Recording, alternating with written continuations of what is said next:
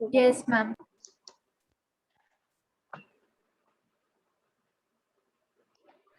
Question number 11, ये 11 and 12 दोनों जो है ट्रेपेजियम की प्रॉपर्टी के ऊपर है। सो 11 का देखो डायग्राम दे रखा है, very easy question.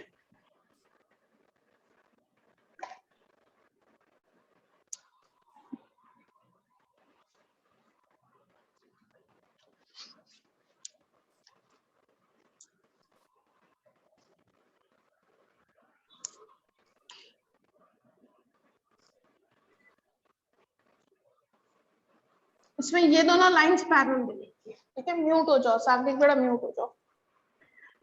Here ABCD is a trapezium and तुम्हें यहाँ पे AB पैरेलल CD दे रखा है।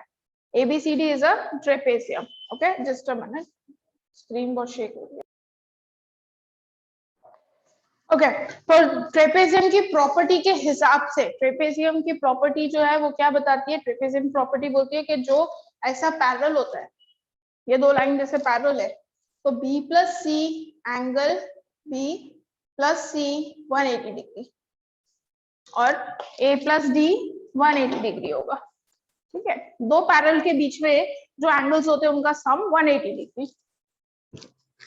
तो B की वैल्यू दे रखी है 120, तो एंगल C की वैल्यू क्या आ गई? 180 माइनस 120, 60 डिग्री। सो हमें एंगल C फाइंड करना था, एंगल C की वैल्यू आ गई 60 डिग्री, ओके। और क्वेश्चन नंबर 12 वो भी ट्रेपेजियम का है, बट उसमें ट्रेपेजियम डिफरेंट दिया है।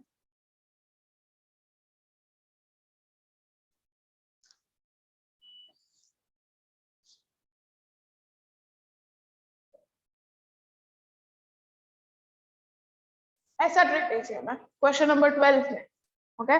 पी क्यू आर एस, ये 90 डिग्री है और Q की वैल्यू भी तुमको दे रखी है 130।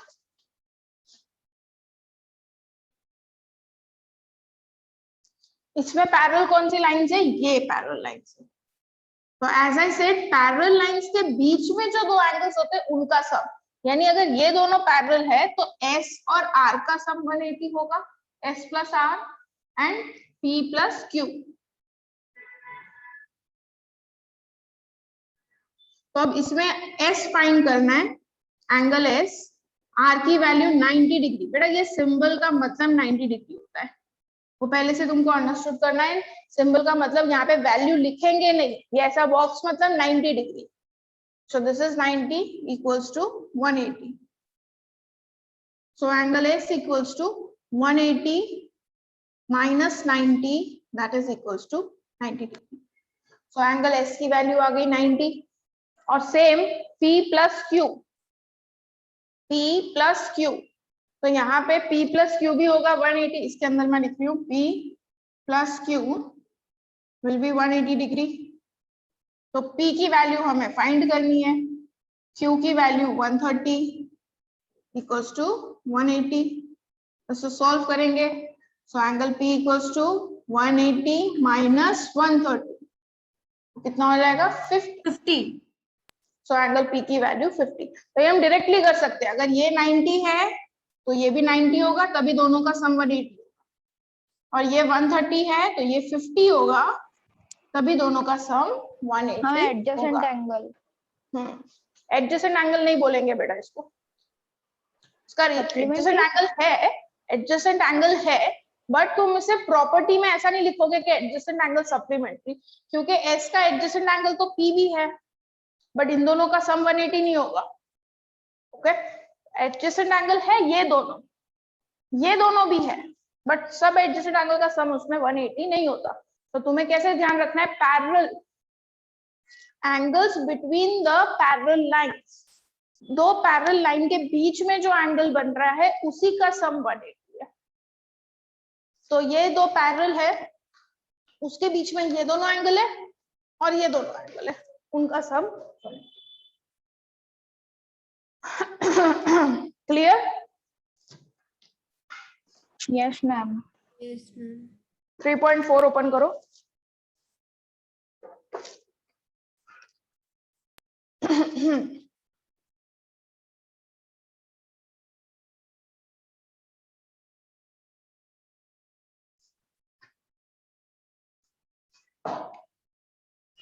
आज बेटा मैं बैठ के ना सबकी वर्कशीट बना के सबको दे दूंगी, तो ताकि तुम्हें ये पूरा मंथ जो है अच्छे से मैथ्स का प्रैक्टिस करना है, और साथ में अपना साइमल्टेनियसली सिलेबस भी चलता रहेगा, और तुमको वो वर्कशीट से डाउट भी मेरे को पूछते रहना है। तो ऐसा नहीं है कि पूरा लेक्चर अपने सिर्फ वर्कशीट के डाउट्स करेंगे, बट लास्ट के 15 मिनट्स या बीच में अगर फ्री हो गए तो हम उसके डाउट्स भी लेते जाएंगे साथ में, ठीक है? तो हाँ मैम, हमें ये वीक में मिलेंगे कि आज ही मिल जाएगी वर्कशीट? आज तो मैं बनाऊंगी बेटा, कल मिल जाएगी। Okay ma'am. कल मिलेगी या लेट बाय लेट परसों मिल जाएगी, ठीक है? हाँ, एक्सरसाइज 3.4 स्टेट वेदर ट्रू और फॉल्स, बहुत ही इंपॉर्टेंट क्वेश्चन है, क्योंकि ये एक 1 मार्क का ही है क्वेश्चन, 1 मार्क का ही है, बट बहुत इंपॉर्टेंट इन द सेंस आता ही है, और ये सिर्फ तब आ सकता है जब हमारे सारे प्रॉपर्टीज के कॉन्सेप्ट क्लियर हो। ओके, इसका एक टेक्निक है, मैं टेक्निक बता दूंगी अभी।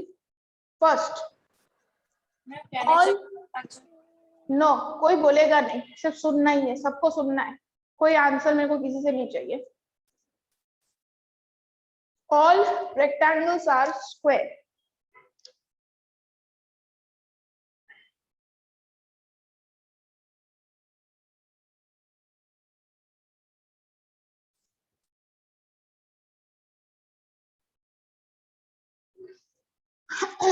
यहाँ पे तुमको ना 2 क्वाड्रिलेटरल दिए, this is quadrilateral number 1, this is quadrilateral number 2। हमेशा तुम्हें चेक करना है कि अगर सेकंड क्वाड्रिलेटरल की प्रॉपर्टीज सारी फर्स्ट क्वाड्रिलेटरल में है तो ये स्टेटमेंट ट्रू है। फॉर एग्जांपल यहाँ पे लिखा है ऑल रेक्टेंगल्स आर स्क्वायर, तो स्क्वायर की सारी प्रॉपर्टी रेक्टेंगल में अगर हो तो ट्रू है ये स्टेटमेंट। तो स्क्वायर की पहली प्रॉपर्टी दिमाग में क्या आती है? स्क्वायर की पहली प्रॉपर्टी दिमाग में आती है कि उसकी चारों साइड इक्वल होती है। स्क्वायर की चारों साइड क्या होती है? इक्वल। इक्वल। रेक्टेंगल की होती है चारों साइड इक्वल? नहीं, खत्म। यहीं पे सारी की सारी प्रॉपर्टी मैच होनी चाहिए, स्क्वायर की सेकंड क्वाड्रिलेटरल की फर्स्ट से मैच होनी चाहिए, तो नहीं होती, फिनिश, दिस इज फॉल्स। ठीक है, सेकंड दिया है rhombus are parallelogram. All rhombus are parallelogram. Parallelogram की सारी प्रॉपर्टी rhombus में होनी चाहिए, पैरेललोग्राम की सारी प्रॉपर्टी पैरेलल तो होती है ना, मैंने तुम लोग को पहले ही बता दिया था, पैरेललोग्राम की सारी प्रॉपर्टी rhombus में भी होती है, रेक्टेंगल में भी होती है, स्क्वायर में भी होती है, ठीक है? सो दिस इज ट्रू। पैरेललोग्राम में से ही निकलते हैं, तो पैरेललोग्राम की तो सारी प्रॉपर्टी इनमें होती ही है, तीनों में होती है। रोम्बस की जगह रेक्टेंगल लिखा होता तो भी ट्रू, स्क्वायर लिखा होता तो भी true. Okay, see all square are rhombus and also rectangle. True and false. True. कोई आंसर नहीं बोलेगा, कोई आंसर नहीं बोलेगा, चुप हो जाओ। All squares are rhombus and also rectangles।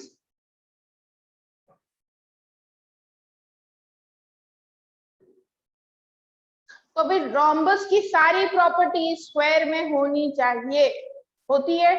सोचो रोम्बस की कौन कौन सी प्रॉपर्टीज होती है? तुम्हें SDA साइड्स, डायगोनल और एंगल ही देखना है, तो रोम्बस की सारी प्रॉपर्टी स्क्वायर में होती है, सब उसकी रोम्बस की चारों साइड इक्वल होती है, स्क्वायर की होती है। रोम्बस के डायगोनल्स 90 पे बाइसेक्ट करते हैं, स्क्वायर के भी करते हैं, तो इट इज ट्रू। बट इन्होंने एक ही लाइन में 2 स्टेटमेंट दिए, तो वो दोनों ट्रू हो गए ना तो ही आंसर ट्रू। 2 में से एक ट्रू होगा तो नहीं चलेगा, दोनों ट्रू होने चाहिए। अब देखते हैं सेकंड रेक्टेंगल का। हाँ मैम, अगर स्क्वायर की मतलब रोम्बस और स्क्वायर की प्रॉपर्टीज एक जैसी है तो मैम रेक्टेंगल का छोटा वो स्क्वायर ही होता है, तो मैम वो भी ट्रू ही होगा। रेक्टेंगल का छोटा स्क्वायर नहीं बेटा, नहीं, रेक्टेंगल की प्रॉपर्टी स्क्वायर से मैच होती है, ऐसा नहीं सोच रहा है कि रेक्टेंगल का छोटा भाई स्क्वायर होता है। रेक्टेंगल और स्क्वायर अलग होते हैं, रोम्बस स्क्वायर अलग होते हैं, ठीक है। रेक्टेंगल और रोम्बस मिलते हैं ना तब जाके स्क्वायर बनता है। ओके, तो अब तुमको यहाँ पे क्या प्रॉपर्टी देखनी है, रेक्टेंगल की।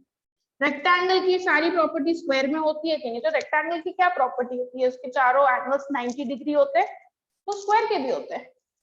इसके डायगोनल्स इक्वल होते हैं, स्क्वायर के भी होते हैं।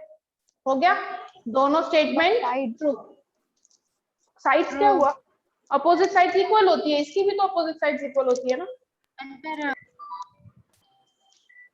मैम पर साइड, मैम उसकी साइड्स की मेजरमेंट तो अलग अलग होती है ना। देखो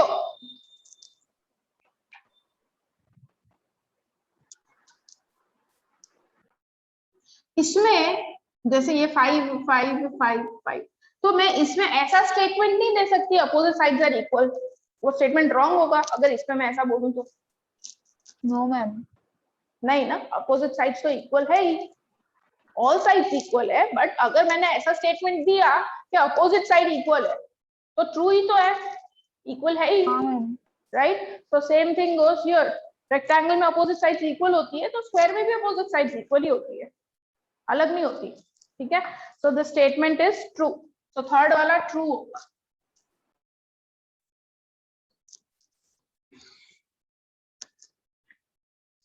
next D, squares are not parallelogram. Squares का इसमें तो तुम्हें कुछ सोचने की भी जरूरत नहीं है, नॉट पैरेललोग्राम बोला है। Every rectangle, every rhombus, every क्या बचा क्या, स्क्वायर आर पैरेललोग्राम्स। सब पैरेललोग्राम से ही निकलते हैं, ठीक है। सारे रेक्टेंगल भी पैरेलल, सब rectangle is a parallelogram, square is parallelogram, rhombus is also a parallelogram. तो दिस स्टेटमेंट इज फॉल्स, सारे ही स्क्वायर पैरेललोग्राम होते हैं। ई, ऑल काइट्स आर रोम्बस। हाँ, अब ये इंटरेस्टिंग है। अब इसमें मैं जो तुमको टेक्निक बताई है वो तुमको यूज करनी है, काइट्स रोम्बस। तुमको देखना है रोम्बस की प्रॉपर्टी काइट में है कि नहीं है, बस इतना ही देखना है। तुम ये मत सोचो अरे काइट तो ऐसा होता है, रोम्बस ऐसा होता है, नहीं है। नहीं है मैम, रोम्बस की सारी साइड्स इक्वल होती है, काइट की सारी साइड इक्वल नहीं होती है मैम, साइड्स इक्वल इसमें बाकी एडजेसेंट साइड इक्वल होती के है। बिना ही फॉल्स कर सकते हैं। तो ये फॉल्स हुआ, ठीक है। नेक्स्ट, रोम्बस आर काइट, इसका उल्टा ट्रू। हम Yes. ट्रू हो सकता है। ये ट्रू हो सकता है क्योंकि काइट में, काइट की प्रॉपर्टी होती है एडजेसेंट साइड इक्वल, तो रोम्बस में भी आजू बाजू वाली साइड इक्वल होती है। इसके भी जो डायगोनल्स है वो परपेंडिकुलर 90 डिग्री पे इंटरसेक्ट करते हैं, रोम्बस के भी करते हैं, इनफैक्ट बाइसेक्ट करते हैं 90 डिग्री पे, राइट। तो काइट की सारी प्रॉपर्टी इसके साथ मैच करती है, सो रोम्बस जो है वो काइट, उसको हम बोल सकते हैं। All parallelograms are trapezium.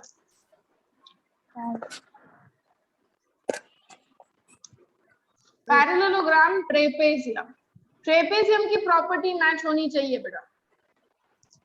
Trapezium की प्रॉपर्टी क्या बोलती है, ट्रेपेजियम की प्रॉपर्टी बताती है कि एक अपोजिट पेयर पैरेलल होता है, तो होता है पैरेललोग्राम में भी एक अपोजिट पेयर, एक नहीं दो होते हैं, बट अपोजिट पेयर पैरेलल होता है। प्लस ट्रेपेजियम में वो दो पैरेलल लाइन के बीच के जो एंगल्स होते हैं उनका सम 180 डिग्री होता है, पैरेललोग्राम में भी होता है 180 डिग्री। ट्रू होगा ना। हाँ देखो, पैरेलल हुआ और इनका सम 180, इनका सम 180, this true, this true. Trapezium की दो ही प्रॉपर्टी होती है और वो दोनों प्रॉपर्टी पैरेललोग्राम से मैच करती है। All squares are trapezium. हम ट्रू हो गए तो मैम मतलब All square are trapezium. Again trapezium की प्रॉपर्टी, ट्रेपेजियम की जो प्रॉपर्टी है वो उसके साथ मैच करेगी स्क्वायर के साथ, ठीक है, तो वो भी ट्रू होगा। कंप्लीट ABCD सब H तक। Okay, question number 2, identify all the quadrilateral that have 4 sides of equal length. बताओ, ये तो टेक्स्ट बुक में ही लिख लो। स्क्वायर रोम्बस, हम स्क्वायर रोम्बस। Yes, ऐसा क्वाड्रिलेटरल जिसकी चारों साइड इक्वल होती है तो वो कौन से होते हैं? एक स्क्वायर होता है और एक रोम्बस होता है, चारों साइड्स इक्वल। और दूसरा जिसके 4 राइट एंगल्स होते हैं, square and rectangle, square and rectangle. Square as हम देख रहे हैं तो स्क्वायर में तो सब कुछ होता ही है, तो स्क्वायर तो आएगा ही आएगा। और 90 डिग्री सारे एंगल्स किस में होते हैं? रेक्टेंगल में होते हैं। मैम नोटबुक में ड्रॉ करके लिख दे। ऑफिस ठीक करो ना, मेरा ऑफिस ठीक नहीं है। मैम क्वेश्चन नंबर 2 अरे नोटबुक में ड्रॉ भैया करके ऑफिस ठीक करो। हाँ अच्छा, नित्यश्री मोदी ना? हाँ हाँ वो आई है अभी, हाँ वो बॉम्बे है, ये ट्विंस दोनों। हाँ हाँ, वो मेरी बात हुई थी, इन फादर से बात हुई थी। तो 5:30 को लेक्चर है अच्छा इनका। 5:30 का। हाँ 5:30 से 7:30, वो भी दिक्कत नहीं है, वो वेट करेगा। अभी 5:30 को आ जाएंगे सब बच्चे, ठीक है? हाँ आ जाएंगे बच्चे। फिर कौन सी क्लास से है? आज मैथ्स और साइंस है। वो सिर्फ मैथ्स लाया है कि वो मैम जब बोला था, लेकिन मैं नहीं गई। दिक्कत नहीं है, वो तो मैम टेक्स्ट बुक में से रीडिंग करवाएंगे, बट आप सामने ही रहते हो ना, तो अगर पॉसिबल हो तो फिर तो वही आ जाता है। हाँ कोई दिक्कत नहीं है, भेज दो, अभी टाइम है ही, तो फिर ले आएगा टेक्स्ट। हाँ टेक्स्ट बुक भेज दो, नहीं चलेगा वो चैप्टर एक्सप्लेनेशन चलेगा ना, वो तो चलेगा। तुम खाली टेक्स्ट बुक ले आओ, क्योंकि क्या बच्चे अलग अलग बैठ रहे हैं, एक बेंच पे दो तो बैठ नहीं रहे, तो वो शेयर नहीं कर पाएगा ना, इसके लिए तो मेरा टेक्स्ट बुक ले आओ, खाली नोटबुक चलेगी, ठीक है?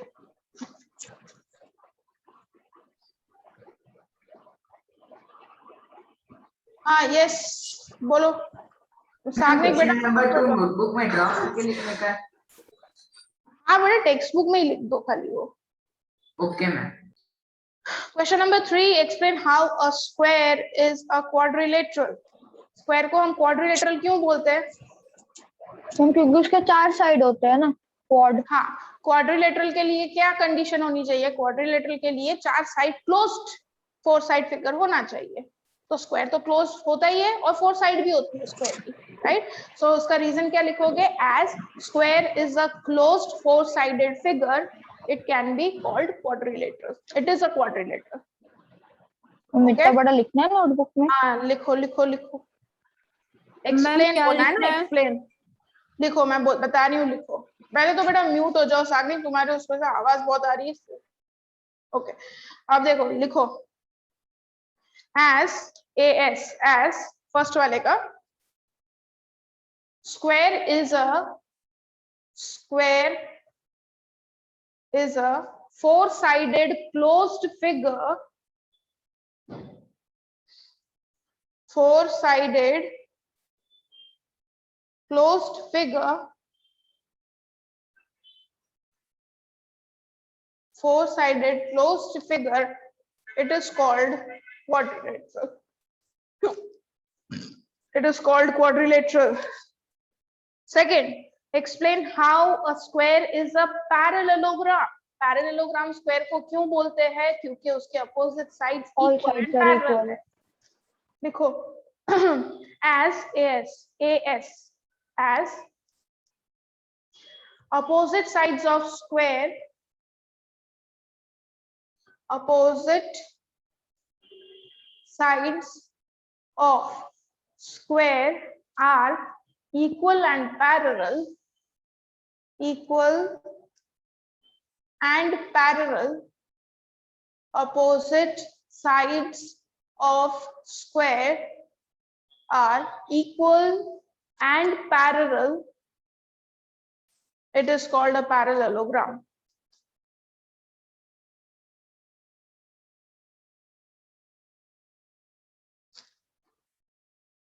Rhombus, स्क्वायर को हम रोम्बस भी बोल सकते हैं, क्यों? क्योंकि रोम्बस के लिए चारों साइड्स इक्वल होनी चाहिए और वो स्क्वायर की होती है, राइट? मैम ऐसा भी तो लिखो, ऐसा लिखो, डायगोनल बाइसेक्टेड 90 डिग्री। वो बेटा काइट का भी होता है, वो काइट का भी होता है, तो फिर ऐसा हो जाएगा ना, तो काइट बोल दो, रोम्बस क्यों स्क्वायर क्यों बोल रहे हो? तो इसीलिए डायगोनल का नहीं लिखेंगे। लिखो as all sides of square are of equal length, all sides of square are of equal length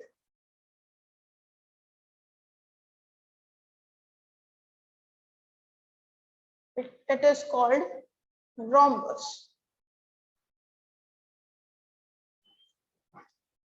अब रेक्टेंगल का बताओ मुझे। Ma'am 90 degree. Diagonals bisect at All 90. angles are 90 degree. नहीं 90 डिग्री डायगोनल बाइसेक्ट तो पैरेललोग्राम के दिए जाते हैं, ठीक है। तो एक चीज ध्यान रखनी है कि अगर चारों देखो तुमको है ना बेटा, एक अगर ऐसा मैंने तुमको बताया भी था, अगर तुमको ना एक कभी भी एक ऐसा क्वाड्रिलेटरल दिया है जिसमें उन्होंने बताया नहीं है कि क्या है, सिर्फ इतना बोल दिया है कि उसकी चारों साइड्स इक्वल है, अगर चारों साइड्स इक्वल है तो वो पैरेललोग्राम अपने आप बन गया, ठीक है। फिर वो ऐसा बोलेंगे इसकी चारों साइड ये एक क्वाड्रिलेटरल है। अब मैं ऐसा बोलूं तुम्हें कि मुझे बताओ कि ये मैंने स्क्वायर बनाया है या रोम्बस बनाया है, तो तुम क्या बताओगे? Square. This is Square. Rhombus. क्यों? स्क्वायर के लिए इतनी इंफॉर्मेशन इनफ नहीं है कि सिर्फ चार साइड इक्वल तो स्क्वायर बन गया। नो, सिर्फ चार साइड इक्वल होने से स्क्वायर नहीं बनता है, बट सिर्फ चार साइड इक्वल हो तो रोम्बस जरूर बन जाएगा। स्क्वायर बनने के लिए उसके चारों एंगल्स को 90 भी होना कंपलसरी है, मतलब दोनों कंडीशन होनी चाहिए। स्क्वायर तभी बोला जा सकता है कोई भी क्वाड्रिलेटरल जब उसकी चारों साइड तो इक्वल हो प्लस चारों एंगल्स 90 भी हो। तो ऐसे ही सेम अगर मैंने तुमको एक स्ट्रक्चर दिया जिसमें साइड्स का मैंने कुछ नहीं बताया बट मैंने बता दिया है कि 90 डिग्री है सारे एंगल्स, तो अब ये स्क्वायर है कि रेक्टेंगल है? तो इसे हम स्क्वायर नहीं बोल सकते क्योंकि मेरे को इसकी साइड्स के बारे में कुछ नहीं पता है, बट रेक्टेंगल डेफिनेटली बोल सकते हैं, ठीक है। क्योंकि और कोई ऐसा क्वाड्रिलेटरल नहीं है जिसके चारों एंगल्स 90 डिग्री हो, सिर्फ दो ही क्वाड्रिलेटरल है, स्क्वायर और रेक्टेंगल। तो स्क्वायर के लिए तुम्हारे पास हमेशा दोनों कंडीशन हो तो ही स्क्वायर, एक sides equal and B angles 90। जब ये दोनों साथ में दिखे, जैसे अगर यही डायग्राम में अब ये दे दिया चारों साइड भी इक्वल और 90 डिग्री, तब तुम क्लियरली बोल सकते हो कि it is a square, it is a square now, okay. तो स्क्वायर होने के लिए ये दोनों कंडीशन का होना कंपलसरी है, दोनों कंडीशन का, एक का नहीं, दोनों।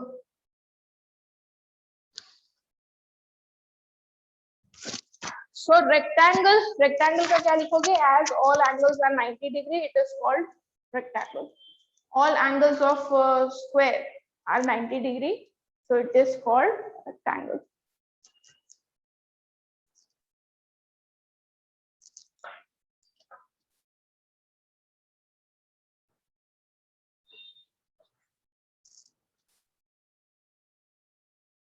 Question number 4.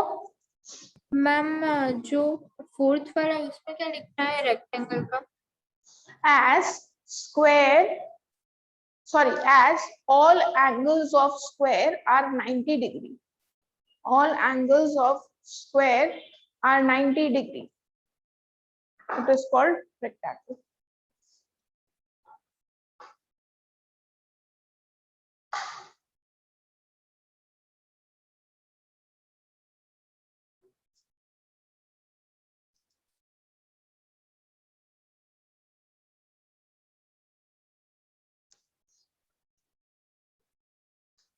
चलो आगे करें, next question.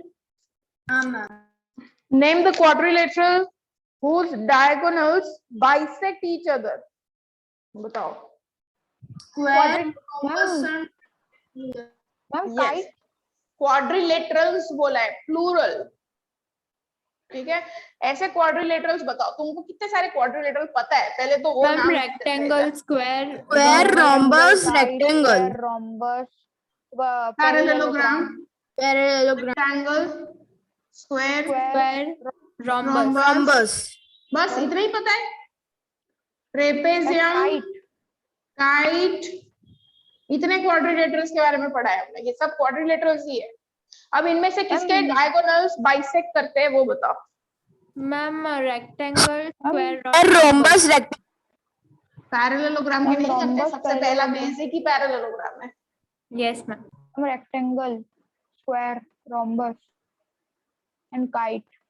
No, intersect not bisect. Kite नहीं आएगा बेटा, काइट के इंटरसेक्ट करते हैं। तो ये हो गए डायगोनल्स जो बाइसेक्ट करते हैं। Second, name the quadrilaterals whose diagonals are perpendicular to each other। बताओ। Square and rhombus. Square and rhombus. Perpendicular to each other, diagonals are sorry, bisectors of each other, perpendicular ma'am bisector। Kite square and rhombus. Kite and Square and rhombus. rhombus. Kite नहीं आएगा again बेटा। Square and rhombus. Kite में 90 degree बीच में बनता है, but वो bisectors नहीं होते दोनों डायगोनल उसके, मैम intersect होता है। इंटरसेक्ट। Okay ma'am. काइट भी नहीं आएगा। एंड थर्ड, जिसके डायगोनल्स इक्वल Square है, and square and rhombus. Square and rectangle. Rhombus के डायगोनल्स कब से इक्वल हो गए? Square and rectangle. Isosceles trapezium नहीं आता? बता दूं बेटा, आइसोसेलेस ट्रेपेजियम के डायगोनल्स इक्वल होते हैं। हाँ एक्चुअली दैट्स ट्रू। और उसे लिखना पड़ेगा, तुम्हें स्पेसिफाई करना पड़ेगा आइसोसेलेस ट्रेपेजियम, सिर्फ ट्रेपेजियम नहीं लिख सकते हैं। हाँ और ट्रेपेजियम दोनों अलग अलग। मैम तो हमें आइसोसेलेस ट्रेपेजियम। हाँ आइसोसेलेस ऐसे आगे लिखना पड़ेगा यहाँ पे, क्योंकि सिर्फ आइसोसेलेस के ही इक्वल होते हैं डायगोनल्स। सिर्फ ट्रेपेजियम की बात करोगे तो नहीं होंगे, आइसोसेलेस होगा तो ही इक्वल होंगे। मैम आप एक बार आइसोसेलेस ट्रेपेजियम ड्रॉ करके बताओ ना प्लीज। ट्रेपेजियम ही होता है, कुछ अलग नहीं होता वो, बस ऐसा होता है। जैसे ये 14 है, ये 10 है, मैम ऐसा होता है ये 13, ये 13, मैम। दोनों की जो साइड है। हाँ राइट, तनिष्का ने जो बनाया दैट इज करेक्ट, ऐसा होता है। नॉन पैरेलल साइड इक्वल, जो नॉन पैरेलल साइड होती है वो इक्वल होती है, ठीक है, that's it. Next is explain why a rectangle is a convex quadrilateral. बताओ, तुम ही बता दो। मैम क्योंकि उसमें And कोई because cave नहीं होता। all sides are less than 90 degree.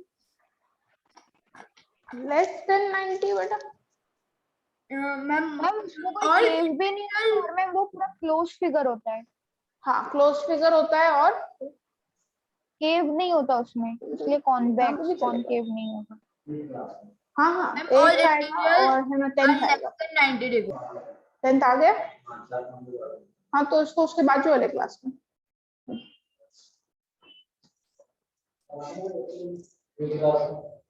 अभी बाद में चालू करना, अभी फैकल्टी आए ना उसके बाद से चालू करना, उससे पहले और मार्कर रख देना। ओके हाँ बोलो, क्या बोल रहे हो बेटा? Ma'am, all interior are less than 90 degree. Yes, interior angles less than 90 degree रहते हैं तो कॉन्वेक्स क्वाड्रिलेटरल, प्लस वो क्लोज फिगर है इसके लिए वो कॉन्वेक्स क्वाड्रिलेटरल होता है। ठीक है, इसमें कुछ है नहीं। और question number 9, last question. Ma'am question अच्छा नंबर मैम आए। हाँ क्या बेटा? 6th question. मैम वो क्वेश्चन नंबर 6 है।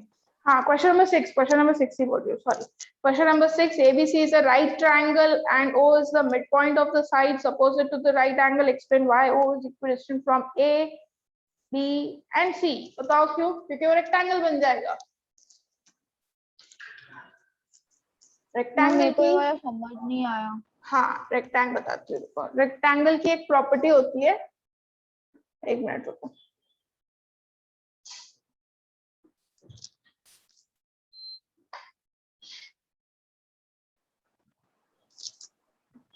देखो ABC is a right triangle, एक राइट ट्रायंगल दिया है,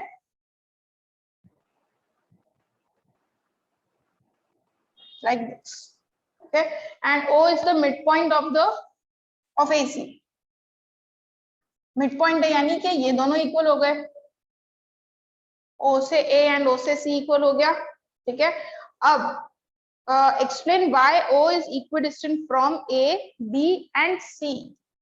O से A, O से C एंड O से B भी इक्वल क्यों है वो बताना है। हमने कंस्ट्रक्शन किया, जैसे यहाँ से एक लाइन है ना, क्वेश्चन में दे ही रखा है तुमको, इधर भी एक लाइन बना देते हैं। ये डॉटेड इसलिए बनाइए क्योंकि ये कंस्ट्रक्शन है, मतलब इसको पूरा एक रेक्टेंगल बना दिया कि ये भी 90 डिग्री था, ये इसके इक्वल एग्जैक्ट जैसा ये था ऐसे ही इधर बना दिया, तो ये पूरा एक रेक्टेंगल बन गया। ए बी सी, इसको डी नाम दे दो।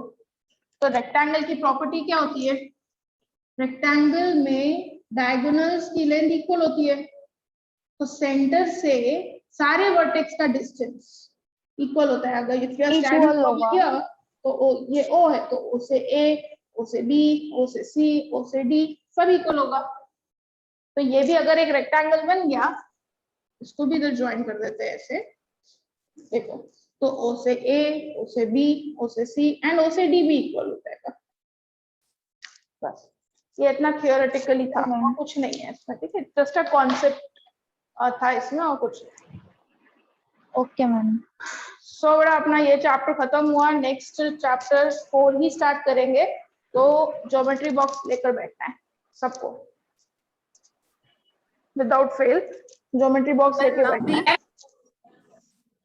Okay ma'am. कंपास की जरूरत होगी, क्या बेटा, कंपास की जरूरत होगी, क्या लूंगी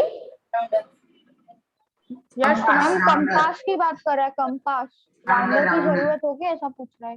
हाँ तो बेटा ज्योमेट्री बॉक्स पे राउंडर ही तो इम्पोर्टेंट होता है ना।